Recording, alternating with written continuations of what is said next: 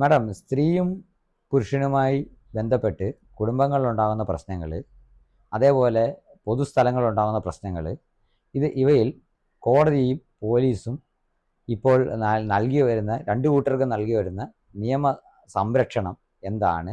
അതിൽ നമ്മൾ യഥാർത്ഥത്തിൽ കിട്ടേണ്ടുന്ന നിയമ സംരക്ഷണം ഏത് വിധത്തിലായിരിക്കണം? ഇതിനെപ്പറ്റി മാഡം ഒന്ന് പറയാമോ? താങ്കൾ ഇപ്പോൾ ചോദിച്ച ചോദ്യം കുടുംബങ്ങളിലും പൊതുമേഖലയിലും സ്ത്രീയും പുരുഷനും തമ്മിലുള്ള പ്രശ്നങ്ങൾ, കേസ് സംബന്ധമായിട്ടുള്ള പ്രശ്നങ്ങൾ, അതിൽ സ്ത്രീക്കും പുരുഷനും കിട്ടുന്ന നിയമസുരക്ഷയെ കുറിച്ചിട്ടാണ് താങ്കൾ എന്നോട് ചോദിച്ചത്. പൊതുമേഖല തന്നെ നമുക്ക് ആദ്യം എടുക്കാം. പൊതുമേഖലയിൽ ഈ അടുത്ത് വന്നിരുന്ന ഒരുപാട് കേസുകൾ, നിവിൻ പോളി, അതുപോലെ പല ആളുകളും അവരെ ചൊല്ലിയിട്ടുള്ള കേസുകളെല്ലാം തെളിവുകളുള്ള കേസാണല്ലോ നമുക്കിവിടെ പറയാൻ പറ്റുള്ളൂ. നിവിൻ പോളിയെ കുറിച്ചിട്ടുള്ള ഒരു കള്ളക്കേസ്, അത് കോടതി സ്വമേധയാ ആ സ്ത്രീയുടെ പേരിൽ ഒരു കേസ് എടുത്തില്ല. എന്നാൽ ഒരു സ്ത്രീയുടെ പേരിൽ അല്ലെങ്കിൽ സ്ത്രീയുടെ അടുത്ത് ആരെങ്കിലും ഒരു തെറ്റ് ചെയ്യുകയാണെങ്കിൽ കോടതി സ്വമേധയാ കേസ് എടുക്കുന്നു. പിന്നെ രണ്ട് പുരുഷന്മാർ, ഒന്ന് ഒരു പാരാമെഡിക്കൽ കോളേജ് അധ്യാപകനും 72 വയസ്സായ ഒരു വയോധികൻ സെക്യൂരിറ്റി ഗാർഡും, മൂന്നാമത് ഒരു ബാങ്ക് മാനേജർ പേഴ്സി ജോസഫ്. ഈ 3 കേസുമാണ് നമുക്ക് കേസുമായി മുന്നോട്ട് പോയി വിധി വന്നിട്ടുള്ളത്. ഒന്നാമത്തെ കേസ് പരിശോധിക്കാം. ഒന്നാമത്തെ കേസ് പറയുന്നത് പാരാമെഡിക്കൽ ഒരു സ്ഥാപനം നടത്തുന്ന ഒരാളെ കുറിച്ചിട്ടാണ്. അദ്ദേഹത്തിനെതിരെ ഒരു പെൺകുട്ടി വ്യാജമായി പീഡന കേസ് കൊടുക്കുകയും അദ്ദേഹം നിയമ നടപടികളിൽ കുടുങ്ങുകയും ജനമധ്യം, സമൂഹമധ്യം, ഏത് മേഖലകളിലാണോ അയാൾ ഒരുപാട് മാനസിക വ്യത, അതുപോലെ അപമാനം ഈ കുട്ടി അപകീർത്തിപ്പെടുത്തുകയും എല്ലാം ചെയ്തു. അതിനുശേഷമാണ് ഒരു ദേവാലയത്തിൽ ആ കുട്ടി കടന്നു ചെന്ന് ഞാൻ മനഃപൂർവ്വം പറഞ്ഞതാണ് എന്ന് പറഞ്ഞ് മാപ്പ് അപേക്ഷിക്കുകയും ആ പാരാമെഡിക്കൽ ഉദ്യോഗസ്ഥൻ, സ്ഥാപനം നടത്തുന്ന ഉടമ, അവർക്ക് ക്ഷമ കൊടുക്കുകയും, രണ്ടാമത്തത് കുട്ടിയും കുട്ടിയുടെ ബോയ്ഫ്രണ്ടുമുള്ള പ്രശ്നം നേരിൽ കണ്ട ഒരു പാവം വയോധികൻ, ഒരുപാട് സഹായിയായിരിക്കുന്ന കുടുംബത്തിന് താങ്ങും തണലുമായിരുന്ന ഒരു സെക്യൂരിറ്റി ഗാർഡ്, അദ്ദേഹത്തെ പറ്റിയും പീഡന കേസ്, പോക്സോ കേസിൽ കൊടുക്കുകയും ശിക്ഷയെല്ലാം അനുഭവിച്ചതിന് ശേഷം ഈ പെൺകുട്ടി മനസ്താപം വരികയും അത് ഏറ്റുപറയുകയുമാണ് ഉണ്ടായത്. ഈ 2 കേസിലും പുരുഷന്മാരെ സംരക്ഷിക്കുവാൻ, നാളെ എനിക്കിത് വന്നു, നാളെ മറ്റൊരു പുരുഷൻ ഈ വിധത്തിൽ വേദനിക്കാൻ ഇടവരരുത്, ഞാൻ അനുഭവിച്ച വേദന മറ്റൊരാൾ അനുഭവിക്കരുത് എന്നുള്ള ഒരു ചിന്ത അവരിൽ കടന്നു വരാത്തത് ഈ സ്ത്രീകൾക്ക് അനുകൂലമായി നിൽക്കുന്ന ഒരു ലോബി തന്നെയാണ്. അവരെ സംസാരിച്ച് അവരെ പിന്തിരിപ്പിച്ചത് പിന്നിൽ നിൽക്കുന്ന വലിയൊരു ലോബി തന്നെയാണെന്ന് നമുക്ക് മനസ്സിലാക്കാൻ കഴിയും. അടുത്തത് പേഴ്സി ജോസഫാണ്. തൊടുപുഴ യൂണിയൻ ബാങ്കോ അങ്ങനെ എന്തൊരു ബാങ്കാണ്. ആ ബാങ്കിലെ ഒരു ഓഫീസറാണ്, മാനേജറാണ്. അവിടെ ഒരു വനിതാ പോലീസ് ലോണിന് അപേക്ഷിക്കുകയും ആ ലോണിന് അപേക്ഷിക്കുന്നതിൽ അദ്ദേഹം കർശനമായ നിലപാടെടുക്കുകയും അവിടെ CCTV ദൃശ്യങ്ങളുണ്ട് എന്ന് ശ്രദ്ധിക്കാതെ വലിയ പോലീസ് ഉദ്യോഗസ്ഥര്, വനിതാ ഉദ്യോഗസ്ഥര് അയാളെ സ്റ്റേഷനിൽ കൊണ്ടുവരികയും ഉപദ്രവിക്കുകയും അദ്ദേഹം നിയമ നടപടികളുമായി മുന്നോട്ട് പോവുകയും അവസാനം ആ പോലീസ് അവരോട് 20 ലക്ഷം രൂപ നൽകാം, ഈ കേസ് പിൻവലിക്കണമെന്ന് പറയുകയും ആ 20 ലക്ഷം രൂപയ്ക്ക് പകരം ഞാൻ ഒരു അടി കൊടുക്കട്ടെ എന്ന് പേഴ്സി ജോസഫ് എന്ന ധീരനായ ഒരു പുരുഷൻ പറയുകയും ചെയ്തു. 3 പുരുഷന്മാരിൽ ഒരു പുരുഷൻ മാത്രമാണ് അതിലേക്ക് നിയമ സംവിധാനത്തിൽ കൂടെ നീതി ഉറപ്പുവരുത്തിയത്. ബാക്കി എല്ലാവരും വളരെ പിന്നിലേക്ക് പോയതുകൊണ്ടാണ് പുരുഷനെതിരെ വരുന്ന ഈ കള്ളക്കേസുകൾക്ക് അറുതി വരാത്തത്.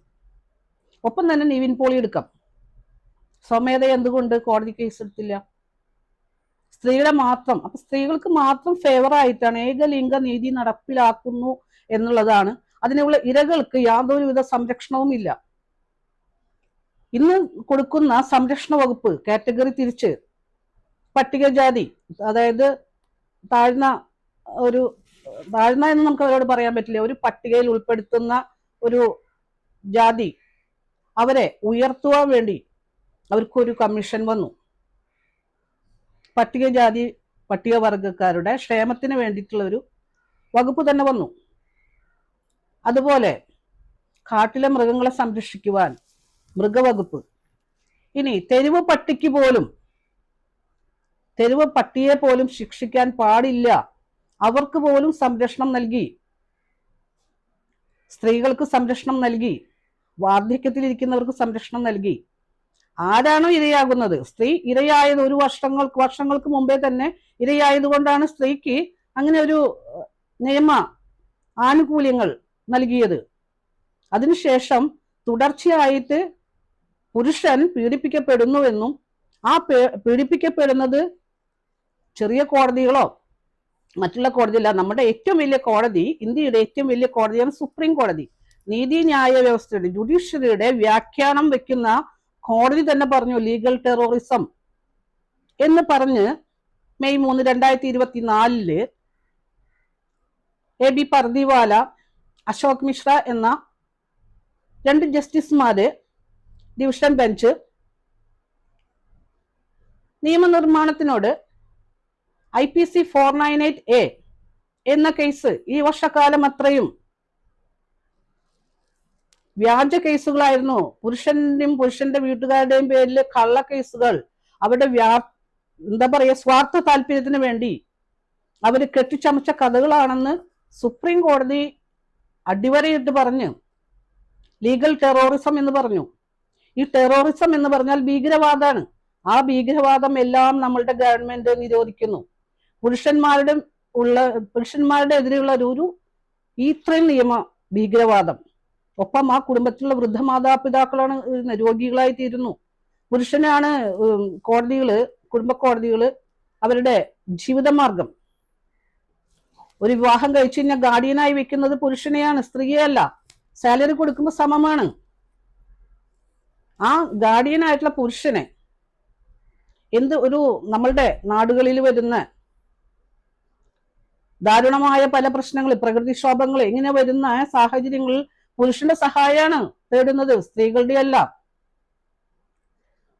ഇനി ഒരു ബസ് എന്തിലും കൺസെഷൻ കൊടുക്കുന്നത് സ്ത്രീകൾക്കാണ്, പുരുഷന്മാരെ മാറ്റി നിർത്തിക്കൊണ്ടാണ്.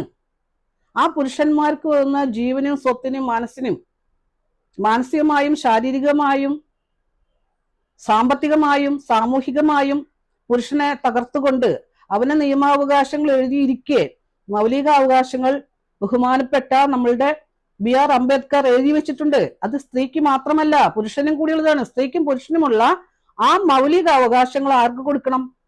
അവൻ അവകാശപ്പെട്ടവനെ കൊടുക്കണം. അല്ലെങ്കിൽ പുരുഷന്മാരുടെ വോട്ട് എന്തിന്? അല്ലെങ്കിൽ പുരുഷന്മാർക്ക് വോട്ട് അവകാശം എന്തിന്? ഇനി ഈ സംഘടനയുടെ ഒരു ഉദ്ദേശം, നമുക്ക് അധികാരം, നമുക്ക് ഈ ഭൂമിയിൽ ജീവിക്കാനുള്ള ഒരു സ്വാതന്ത്ര്യം ഇല്ല.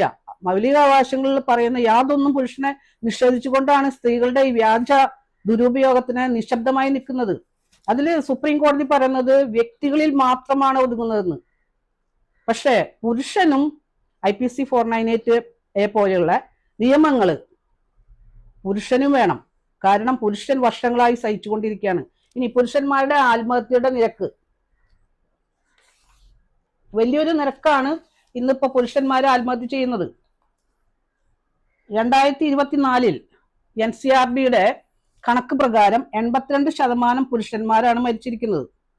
അതില് പുരുഷന്മാർ തന്നെ 8865, സ്ത്രീകൾ 1999.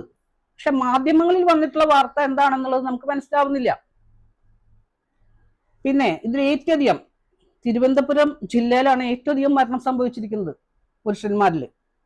അവരിൽ 1270 പേരാണ് തിരുവനന്തപുരത്ത് മരിച്ചിരിക്കുന്നത്. കൊച്ചി മെട്രോ സിറ്റിയാണ്, അവിടെ വന്ന് മരിച്ചിരിക്കുന്നത് 1089.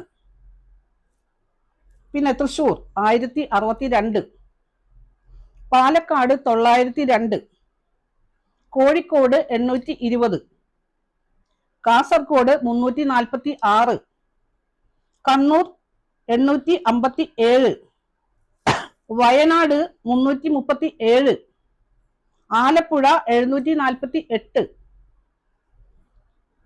കോട്ടയം 573, മലപ്പുറം 533, ഇടുക്കി 428, പത്തനംതിട്ട 362. ഇത് 54% ദാമ്പത്യ പ്രശ്നങ്ങളാണ്. സുപ്രീം കോടതി വരെ സാധാരണക്കാരന് എങ്ങനെ പോകാൻ പറ്റും?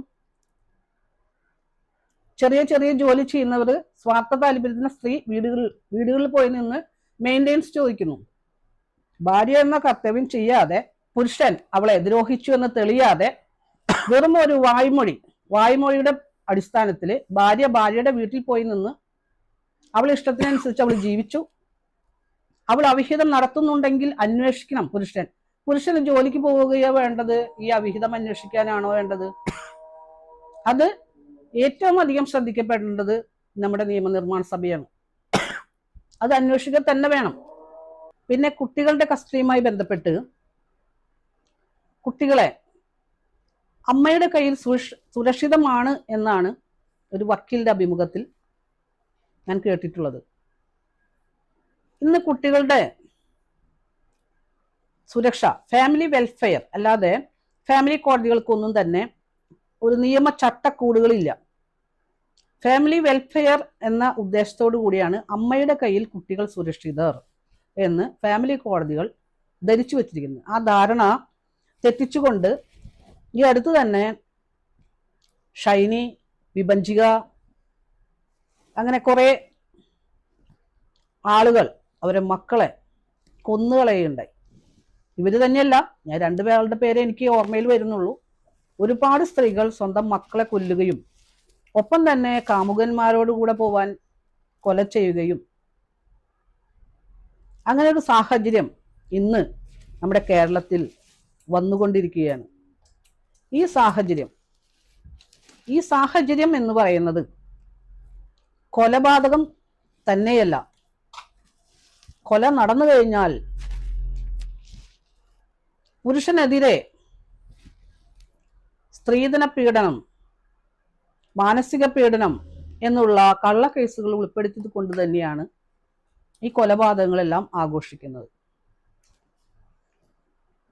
പന്തീരാങ്കാവ് കേസ് നമ്മൾ കണ്ടിട്ടുള്ളതാണ്. സ്ത്രീധനം എന്ന ഒരു വ്യാധി ഇന്നും നമ്മുടെ കേരളത്തിലുണ്ട്, ഇന്ത്യയിലുമുണ്ട്. നമുക്ക് കേരളത്തെ എടുക്കാം. സ്ത്രീ വിവാഹം കഴിക്കുമ്പോൾ സ്ത്രീക്ക് നൽകുന്നത് വിവാഹ സമ്മാനം. അത് കൊണ്ടുവന്ന് വീട്ടിൽ ഉപയോഗിക്കുക എന്നുള്ളതല്ല, ഉപയോഗിച്ചു എന്ന് പറയുകയും അത് സ്ത്രീധനമായി മാറ്റുകയും അതിനെതിരെ പുരുഷനെ മേൽ കള്ളക്കേസ് ചുമത്തുകയും ചെയ്യുന്ന ഒരു പ്രവണത ഇന്ന് കോടതികളിൽ കൂടുതലായി കാണുന്നുണ്ട്. കൂടാതെ ഈ സ്ത്രീധനം, പുരുഷൻ ഒരു സ്ത്രീക്ക് വിവാഹത്തിന് കൊടുക്കുന്ന സ്വർണ്ണാഭരണങ്ങൾ സമ്മാനമാണ്. സ്ത്രീക്ക് സ്ത്രീയുടെ വീട്ടിൽ നൽകുന്ന സ്വർണവും സമ്മാനമാണ്. മിക്കപ്പോഴും കുടുംബ കോടതികളിൽ പുരുഷൻ കൊടുക്കുന്ന സ്വർണം വിവാഹ സമ്മാനമായി കരുതുകയും സ്ത്രീ കൊടുക്കുന്ന വിവാഹ സമ്മാനം പുരുഷനെ കഷ്ടപ്പെടുത്തുവാനും കള്ളക്കേസിൽ കൊടുക്കാനും സ്ത്രീധനവുമായി മാറുന്ന ഒരു അസന്തുലിതാവസ്ഥ ഇന്ന് നമ്മുടെ കേരളത്തിലും ഇന്ത്യയിലുള്ള കോടതികളിൽ, ഇന്ത്യയൊട്ടാകെ കോടതികളിൽ നിലനിൽക്കുന്നു. പിന്നെ കുട്ടികളെ സംരക്ഷിക്കുക എന്ന് പറഞ്ഞ് വാങ്ങുന്ന തുക കുട്ടികൾക്ക് മാത്രമായി ഉപയോഗിക്കുന്നുണ്ടോ എന്നുള്ളത് കോടതി പലപ്പോഴും ശ്രദ്ധ ചെലുത്താറില്ല. കുട്ടികൾക്ക് ക്ഷേമമുണ്ടോ എന്നുള്ളത് ശ്രദ്ധ ചെലുത്താറില്ല. അവരുടെ വേദനകൾ, വിഷമങ്ങൾ, ആവശ്യങ്ങൾ, ഈ കുട്ടികളിൽ ഇത് എത്രത്തോളം യൂട്ടിലൈസ് ചെയ്യുന്നുണ്ട് ഈ പണം എന്നുള്ളത് ഒരു ഉത്തരവാദിത്വം ഇല്ലാതെയാണ് കുടുംബ കോടതികൾ ഇന്ന് മുന്നോട്ട് പോകുന്നത്. അത് അസന്തുലിതാവസ്ഥയാണ്. സ്ത്രീക്ക് മാത്രം ഫേവർ ചെയ്തിട്ടുള്ള നിയമങ്ങൾ, കുടുംബ കോടതി എന്നാണ് ദാമ്പത്യ പ്രശ്നവുമായി വരുന്ന അല്ലെങ്കിൽ കുടുംബപരമായി വരുന്ന പ്രശ്നങ്ങൾക്കുള്ള കോടതിയുടെ പേര്. എന്നാൽ കുടുംബങ്ങളിൽ വരുന്ന പ്രശ്നങ്ങളിൽ കുടുംബങ്ങളിലെ സ്ത്രീയും പുരുഷനുമുള്ള സമൂഹത്തെയല്ല കുടുംബ കോടതികൾ നോക്കിക്കാണുന്നത്, സ്ത്രീകളും കുട്ടികളും. സ്ത്രീകൾക്ക് മെയിൻ്റെനൻസ് കൊടുക്കുക, പുരുഷന് ദാമ്പത്യം നിലനിർത്താത്ത തെളിവുകളില്ലാത്ത കേസുകളിൽ, വായ്മൊഴി മാത്രം എടുക്കുന്ന ഈ കേസുകളിൽ സ്ത്രീകൾ നടത്തുന്ന നിയമ ഭീകരവാദത്തിന് തടയിടുവാൻ ഇതുവരെയും ഒരു കുടുംബ കോടതിയും ശ്രമിച്ചിട്ടില്ല. വനിതാ കോടതി എന്നുള്ള നിലയിലാണ് കുടുംബ കോടതികൾ മുന്നോട്ട് പോകുന്നത്. കൂടാതെ പുരുഷനും സ്ത്രീക്കും ഒരേപോലെ നീതി നടപ്പിലാക്കുക എന്നുള്ളതാണ് കുടുംബക്ഷേമത്തിന്റെ ഏറ്റവും വലിയ ലക്ഷ്യം. കുട്ടികളെ 1 മണിക്കൂറിന് മാത്രം അച്ഛന് അധികാരം, പിതാവിന് അധികാരം, ബാക്കി സമയങ്ങളെല്ലാം അമ്മയ്ക്ക് മാത്രമാണ് അധികാരം. ഇന്ന് വാശിയോടെ കൊല്ലുന്ന അമ്മമാരുടെ കൂട്ടത്തിൽ മക്കൾക്ക്, കുഞ്ഞുങ്ങൾക്ക് എവിടെയാണ് സുരക്ഷയുള്ളത്? അത് കോടതികൾ ഒന്ന് വിലയിരുത്തേണ്ടതുണ്ട്. ഒപ്പം തന്നെ ഈ പുരുഷന്മാരുടെ ആവശ്യങ്ങൾ കേൾക്കാനും കോടതികൾ ഒന്ന് ചെവി കൊടുക്കണം എന്നതും ഫാമിലി കോടതിക്ക് അത്യാവശ്യമായിട്ടുള്ള ഒരു ഘടകമാണ്.